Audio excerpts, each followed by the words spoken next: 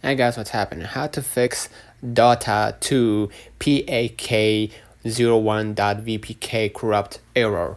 So first of all, verify game file integrity. Right, verifying games files can be the easiest way to resolve the error that the file PAK01.vpk is corrupted. Steam has an embedded feature to detect and repair problematic game files. If corrupted game files are the cause, this method makes sense. Launch Steam on your device and find the game. Right-click on it and choose Properties, and change to the Installed Files tab and click Verify Integrity of Game Files at the right pane.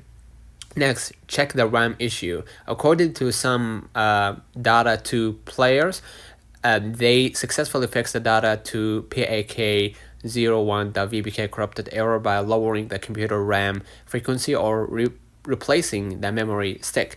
It is necessary to perform a RAM check. Here's how to do it. Press Win plus R to launch the run window and type mdsched.exe and press enter to launch the Windows memory diagnostic and choose restart now and check for problems recommended in the prompt window, right? And wait for the process to complete. If the PAK01 .vpk corrupted error is caused due to broken memory stick, you need to replace with a new one. Okay. Optionally, downclock your RAM or disable XMP profile via the BIOS menu may also help you resolve the error. Thirdly, reinstall the problem game program. The last solution is to reinstall the game program on your computer to resolve the issue. This method works if the file PAK01.vpk is corrupted error.